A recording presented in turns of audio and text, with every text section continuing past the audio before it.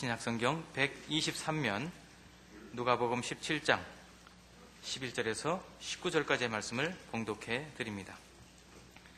예수께서 예루살렘으로 가실 때에 사마리아와 갈릴리 사이로 지나가시다가 한 마을에 들어가시니 나병 환자 10명이 예수를 만나 멀리 서서 소리를 높여 이르되 예수 선생님이여 우리를 불쌍히 여기소서 하거늘 보시고 이르시되 가서 제사장들에게 너희 몸을 보이라 하셨더니 그들이 가다가 깨끗함을 받은지라. 그 중에 한 사람이 자기가 나은 것을 보고 큰 소리로 하나님께 영광을 돌리며 돌아와 예수의 발 아래에 엎드려 감사하니 그는 사마리아 사람이라. 예수께서 대답하여 이르시되 10사람이 다 깨끗함을 받지 아니하였느냐? 그 9은 어디 있느냐? 이 이방인 외에는 하나님께 영광을 돌리러 돌아온 자가 없느냐 하시고 그에게 이르시되 일어나 가라 내 믿음이 너를 구원하였느니라 하시더라. 아멘. 예수님께서 길 가실 때 어느 마을에 들렀더니 나병 환자 10명이 있다가 예수님께 긍휼을 구합니다. 예수님께서 가서 제사장들에게 너희 몸을 보이라 라고 하시는 것은 이제 유대인 법에 나병은 깨끗하여지면 대제사장에게 가서 확인을 받아야 됩니다.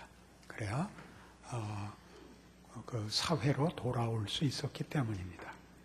그러니까 제사장들에게 너희 몸을 보이라 하는 것은 이제 고쳐주었다, 고침을 받았다는 뜻이죠. 그래서 가다가 보니까 다 깨끗해진 겁니다. 그 중에 한 사람이 사마리아 사람으로 기록되어 있는데 15절에 보듯이 자기가 나은 것을 보고 큰 소리로 하나님께 영광을 돌리며 돌아와 예수의 발 아래 엎드려 감사합니다. 예수님께서 10명이 다 깨끗함을 받았는데 왜 너만 돌아왔느냐 하시고서 19절에 그에게 이르시되 일어나 가라 네 믿음이 너를 구원하였느니라. 이렇게 이 이야기가 끝이 납니다. 하나님께 영광을 돌리고 예수께 나와 감사한 것과 그 돌아온 것을 믿음의 행위라고 하고 구원을 받았다고 선언하시는 것. 그렇게 따지면 나머지 9명은 고침은 받았으나 구원은 받지 못한 것 같습니다. 그럼 여기서 구원을 받는다는 건 무엇이냐 하는 문제가 오늘 이 이야기에서 중심, 관심거리가 되는 것이죠. 하나님께서 고쳐주셨다라고 아는 것은 유대인들에게는 익숙한 경험이지요. 전통이고 이스라엘 백성의 역사 속에서 하나님께서 그러한 이적을 자주 선지자들을 통하여 또는 제사장들을 통하여 일하셨기 때문에 또 그리고 그 병이 신적 능력 이외에 다른 것으로 나을 수 없다는 것도 잘 알고 있었습니다. 그런데 왜 예수께 나와 감사했을까요? 하는 것이죠. 하나님께서 이 땅에 오신 이 예수라는 한 실체 속에서 일하고 계신다는 것을 그가 안 것입니다. 이게 오늘 이 사건의 아주 중요한 내용이 됩니다. 예수가 하나님의 영광과 일하심을 드러내고 구체화하는 하나님에 대한 설명이며 하나님의 일하심에 대한 구체적 증거다 하는 것입니다. 요한복음 1장에 가보십시다.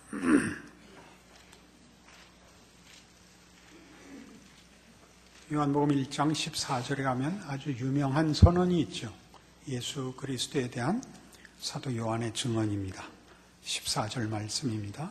말씀이 육신이 되어 우리 가운데 거하심에 우리가 그의 영광을 보니 아버지의 독생자의 영광이요 은혜와 진리가 충만하더라 라는 고백입니다. 하나님은 명령만 하시는 분이 아니고 재판만 하시는 분이 아니고 군림하시는 분이 아니고 찾아오시는 하나님이다. 이것이 예수 그리스도에 대한 사도 요한의 이해입니다. 신약 성도들의 이해입니다. 말씀이 육신이 되어 우리 가운데 거합니다. 창조주시오 심판자이신 온 우주와 역사의 주인이신 하나님이 그 영광을 힘으로 행사하는 것으로 당신의 영광을 선포하지 않으시고 인간의 몸으로 찾아오시는 보내신 그 아들 예수 안에서 당신의 영광을 선포하시더라 하는 것입니다. 말씀이 육신이 되어 우리 가운데 거하심에 우리가 그의 영광을 보니 아버지의 독생자의 영광입니다. 독생자의 관점이 있는 것이 아니라 아버지의 영광을 드러내는 그 아들이시더라 이겁니다. 그것을 은혜와 진리라고 설명하고 있습니다. 은혜는 우리가 잘 아는 대로 거저 얻는 것입니다. 진리는 우리 보통 일반적으로 이해하는 개념이나 사실이나 법칙이나 윤리가 아니고 하나님의 뜻과 하나님의 일하시는 방법입니다. 그것은 하나님이라는 창조주가 정하시는 질서며 기준이며 원리인 것입니다. 그래서 그것은 그의 속성과 긴밀하게 연결되어 있습니다. 그래서 그 아들을 보내신 그 일 속에서 예수 그리스도로 말미암아 하나님이 은혜로우신 분이라는 것과 함께 그가 진리의 하나님이라는 것을 우리는 봅니다. 이것이 오늘 이 문둥병자가 그 병의 깨끗함을 얻고 하나님 아버지께 영광을 돌리고 예수께 나와 감사했다는 기록의 중요한 내용들입니다. 우리의 고칠 수 없는 병을 고치시는 우리의 필멸의 비참한 인생을 영생과 영광으로 이끄시는 하나님이 그 일들을 예수 안에서 하신다라는 역사적 증언, 예수라는 한 인간의 실체 속에서 그 일을 이루시는 찾아오심, 편드심이 이 사건의 중요한 내용이죠. 예수 그리스도로 말미암는 하나님의 일하심이란 우리가 지금 대강 서론적으로 개관하는 바와 같이 하나님이 강요하거나 당신의 뜻만을 피력하거나 일방적인 명령자가 아니라 찾아와 이해하시고 용서하시고 설득하시고 항복시키는 하나님이라 하는 뜻입니다. 그것을 에베소서 1장에 가면 사도 바울은 이런 식으로 설명하고 있습니다.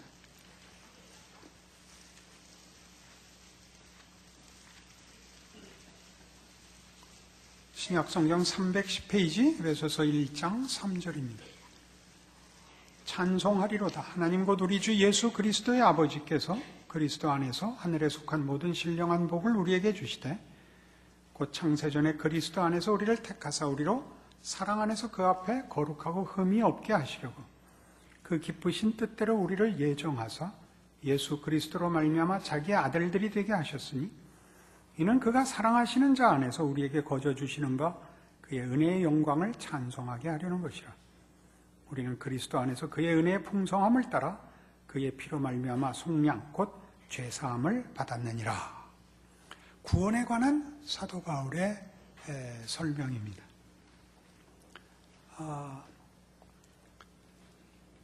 우리에게 복을 주시되 하늘에 속한 복을 주시며 우리를 거룩하게 하시되 사랑 안에서 그 일을 하시며 우리를 아들들로 부르시되 그것이 그의 기쁘신 뜻이며 은혜의 영광을 목표로 하시되 그것은 거저 주시는 것이며 구원을 주시는데 그것은 그의 피로 주시는 것입니다. 놀라운 것이죠. 그런데 이 사이에 하늘에 속한 신령한 복을 주시는 이것, 사랑 안에서 거룩하고 흠없게 하는 이것, 기쁘신 뜻으로 자녀로 부르는 이것, 거저 주시는 은혜의 영광, 그의 피로 허락하는 구속이 다 언제나 그리스도 예수 안에서라는 제한 조건에 걸려 있습니다. 다시 한번 볼까요?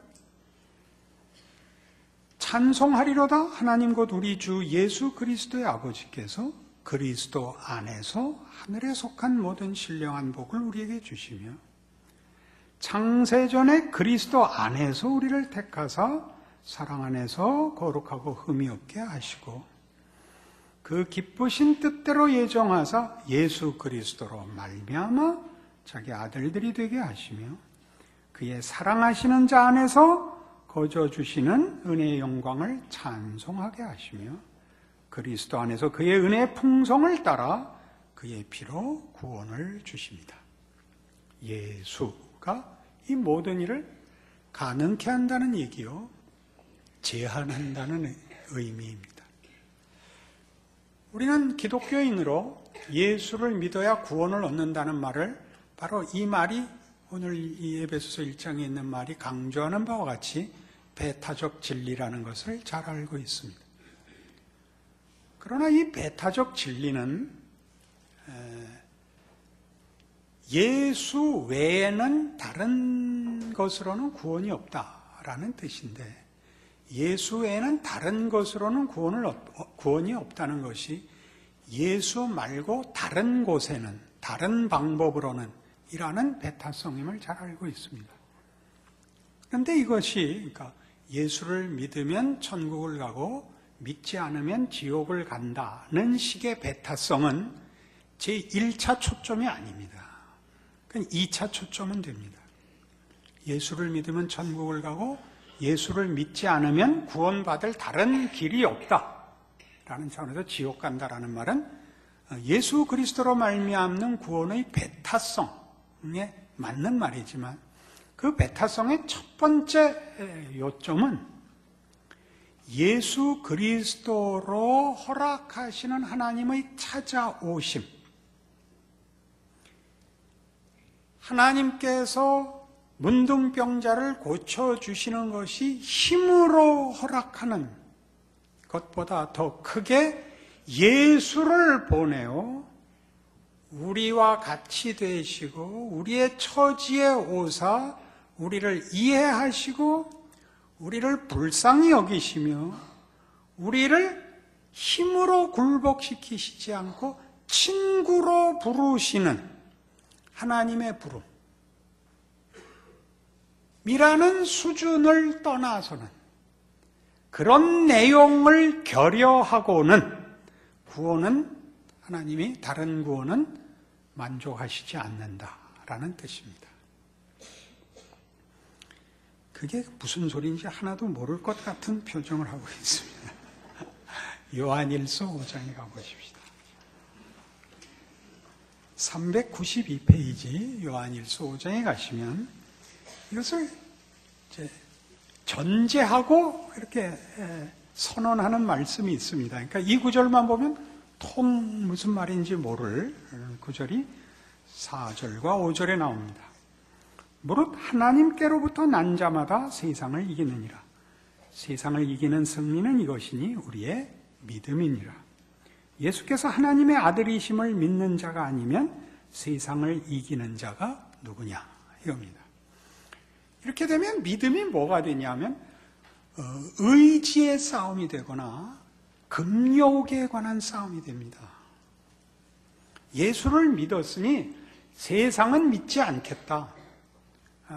예수 믿고 천국 가기로 했으니 이 세상에 우리의 정을 붙이거나 목적을 삼지 않겠다.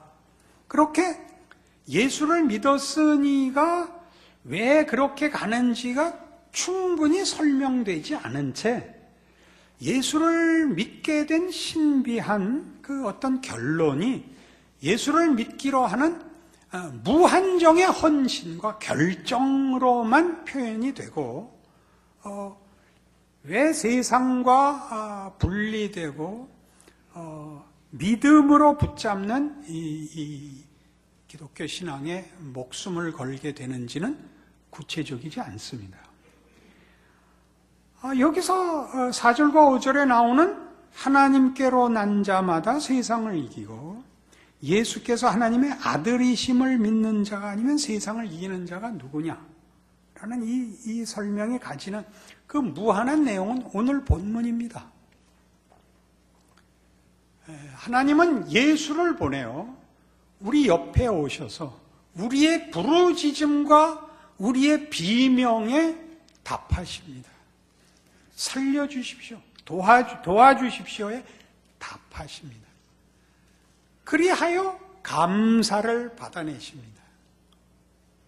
그래서 우리가 앞에서부터 이어오는 모든 내용에서 보는 바와 같이 기독교 신앙이 요구하는 겸손, 순종, 낮춤, 죽음, 희생이라는 것이 그것 자체로 어떤 덕목이 되는 것이 아니라 하나님이 이러한 것들을 가장 좋아하시는 분이라는 것인데, 희생, 섬김, 낮춤, 순종이라는 것은 법칙에 쓰는 것도 아니요, 이해관계에 쓰는 것도 아니요, 기계적 관계에 쓰지 않으며 그것은 인격과 인격 사이에서만 쓰이는 것이기 때문이라는 것입니다.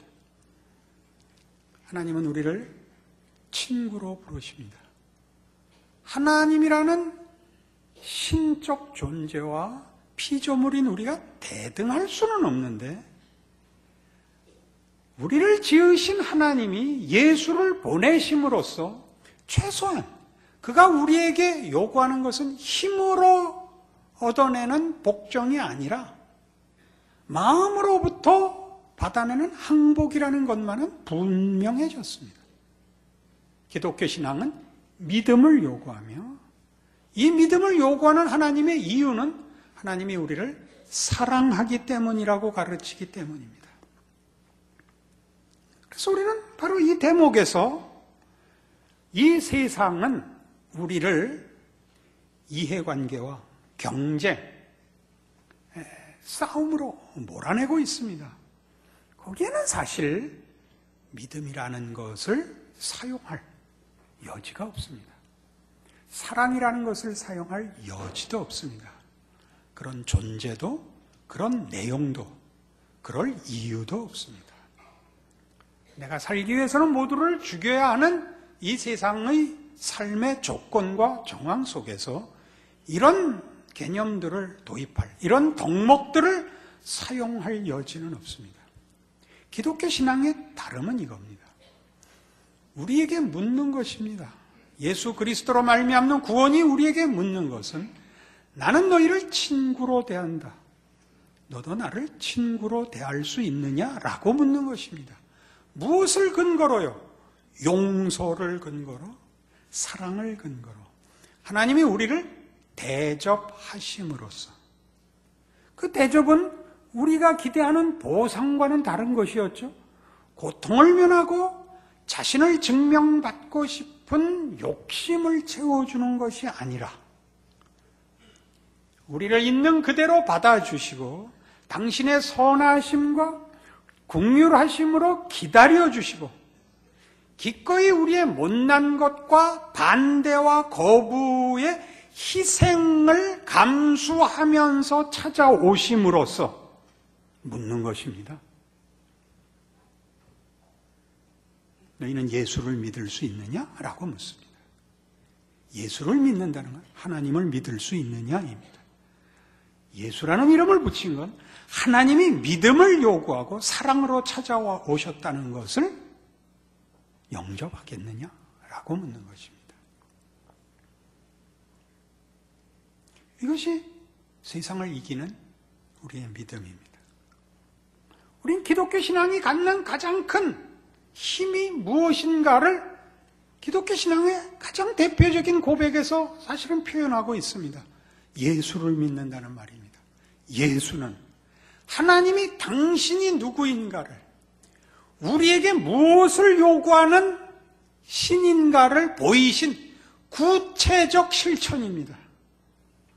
당신을 낮추시고 우리 손에 죽으시는 자리까지 오시는 것입니다.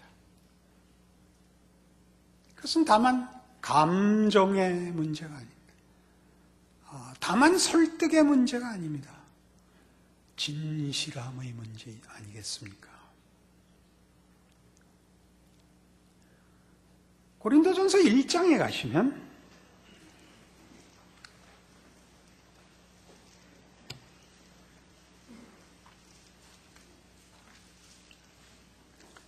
(263페이지) 신약성경 고린도전서 1장 26절에 이런 말씀이 나옵니다.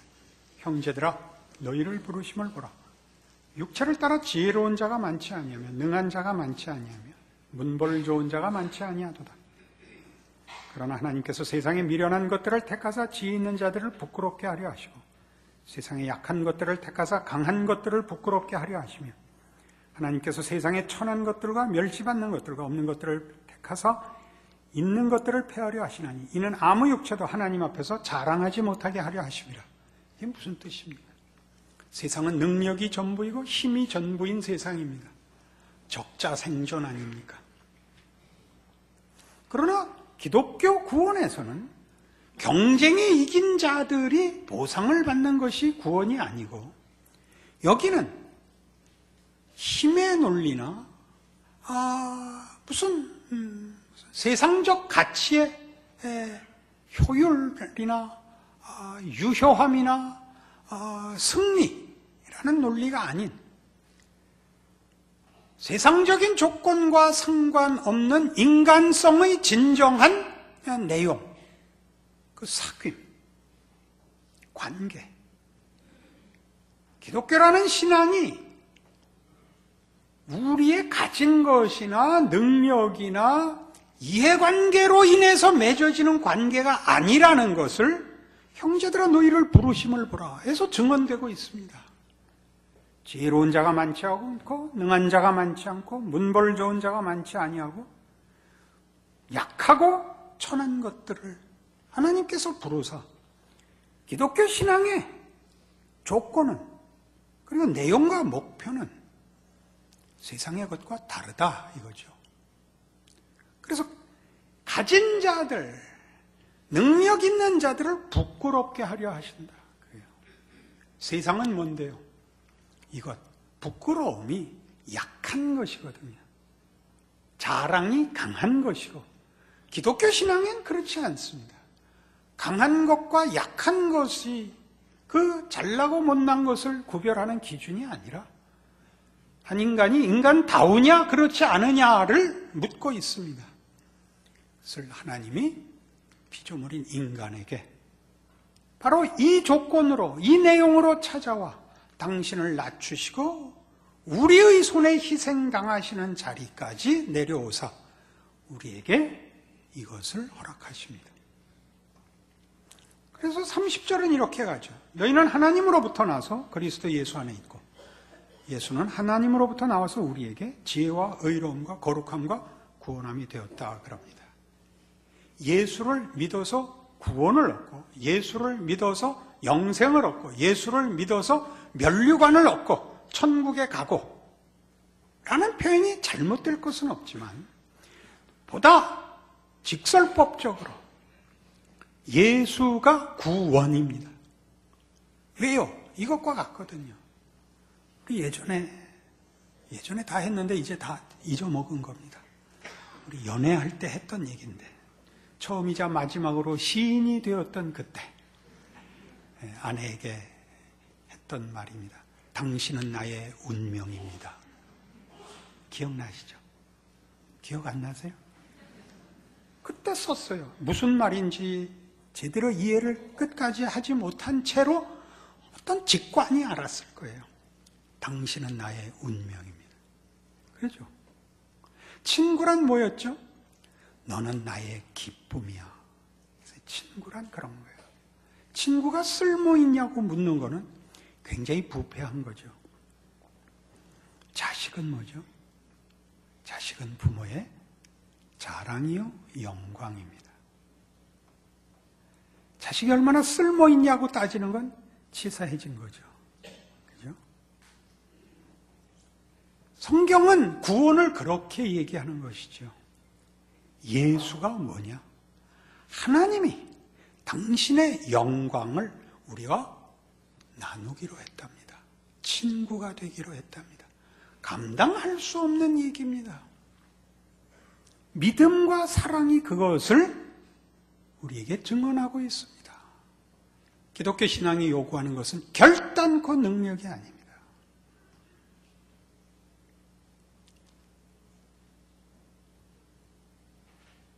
우리가 예수를 믿는다는 말이 가지는 이 뜻을 우리가 제대로 이해한다면 우리는 감사하는 인생을 살 수 있습니다. 내 인생이 얼마나 넉넉하냐, 얼마나 고단하냐라는 문제는 2차적인 문제일 것 아닙니까? 친구가 찾아오면 술 한잔 나눌 여유가 없어서 우물물 떠다 손가락 2번 휘젓고 나눠 먹어도 그 안이 기쁘겠냐? 이태백의 시로 기억하고 있는데 많이 좀 고쳐졌죠? 이태박인가? 골로새서 2장은 이렇게 소개하고 있습니다.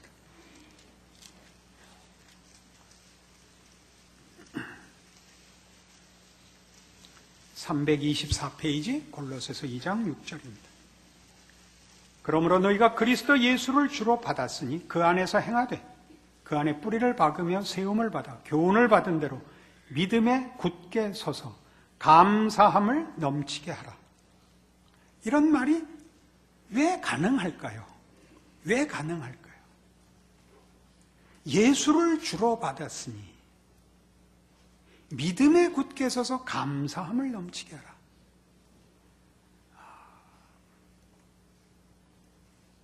서두에 읽은 요한복음 1장 14절대로 말씀이 육신이 되어 우리 가운데 거하시며 우리가 그의 영광을 보니 하나님의 독생자의 영광이요 은혜와 진리가 충만하더라. 친구의 가치는 그의 신실함에 있습니다. 그렇죠? 이해관계를 떠난 신뢰의 관계에 있습니다. 만나면 기쁘고 헤어지기 섭섭한 그를 보는 것만으로 다른 모든 것을 손해보아도 괜찮은 그게 우정이지요. 그걸 하나님의 신실함, 하나님의 거룩함을 내용으로 하여 나누게 된 것입니다. 믿음과 사랑으로. 예수 안에 있고 예수를 믿는다는 고백이 갖는 우리의 크기, 우리의 존재의 복된 것을 이해해야 합니다. 그래야만 세상을 이깁니다. 그렇지 않으면 끊임없이 하나님을 수단으로 요구할 수밖에 없습니다. 세상의 것을 채우기 위하여 친구를 파는 것이죠. 친구를 잡아다가 간도 팔아먹고 신장도 팔아먹고 각막도 팔아먹고 얘가 좀 무서워졌는데